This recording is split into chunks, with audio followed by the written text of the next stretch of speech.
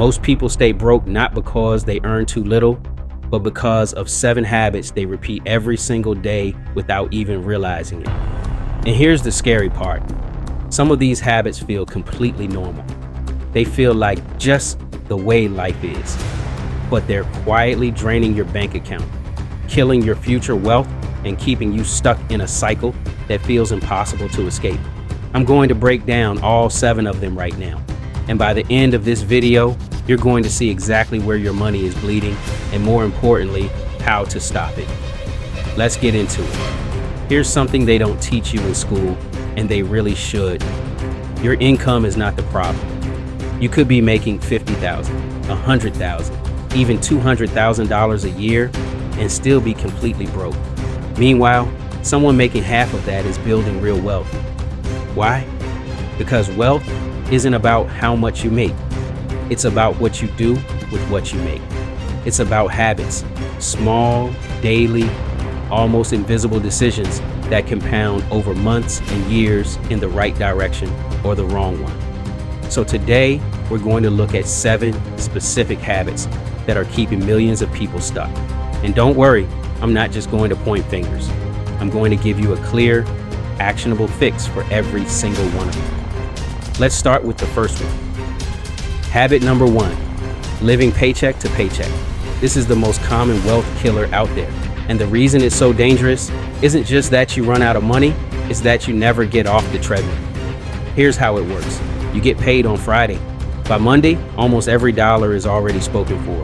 Rent, utilities, groceries, car payment, insurance, maybe a few subscription services you forgot about, and suddenly you're looking at a balance that has to last you 2 whole weeks. So you stretch it, you make it work. Then the next paycheck comes and the cycle repeats. Now, you might be thinking, but I don't have anything left at the end of the month. I just don't make enough. And sometimes that's true, but a lot of times it's not about how much is coming in. It's about how much is leaking out. The fix: automate your savings. I'm serious. Treat your savings like a bill. The moment your paycheck hits your account, transfer 10, 15, or even 20% into a separate savings account you don't touch. Pay yourself first, not last. If you never see that money in your checking account, you'll never miss it. Habit number 2, not having a budget. Now, I know what some of you are thinking. Budgets are restrictive. I don't want to limit myself. I'm an adult. I can manage my money without a budget. And let me ask you a question. How's that working out for you? Because here's the reality. A budget is not a cage. It's a map. It's a tool that shows you where your money is actually going instead of where you think it's going. Think about it this way. If you go to the grocery store without a list, you end up with a bunch of random stuff and you still forgot the one thing you actually needed. The same thing happens with money. If you don't tell your money where to go, you'll wonder where it went. Here's the fix, and it's simpler than you think. Use the 50-30-20 rule.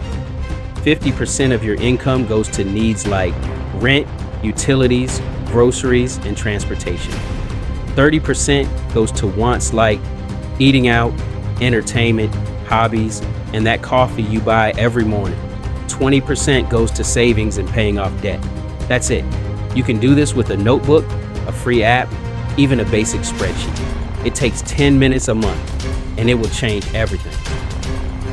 Habit number 3, ignoring investing. Okay, let me be really clear here. Saving money is good. Saving money is important, but saving alone will never make you rich. And here's why. Inflation. Inflation is like a silent tax on your cash. Every year, the value of money goes down. That means if you've got $10,000 sitting in a regular savings account, earning 0.5% interest, but inflation is running at 3%, you are actually losing purchasing power every single day. Your money is shrinking. Meanwhile, the stock market, on average, has returned about 10% per year over the long term. That's the power of compound growth. Time in the market beats timing the market every single time. Now, I'm not saying go out and gamble your money on meme stocks or cryptocurrency. I'm saying put your money into low-cost index funds, ETFs, or a retirement account like a Roth IRA or 401k. Even $100 a month invested consistently over 20 years can grow into something life-changing. Don't let fear keep you out of the market, because inflation is not your friend and cash under the mattress is not a strategy. H.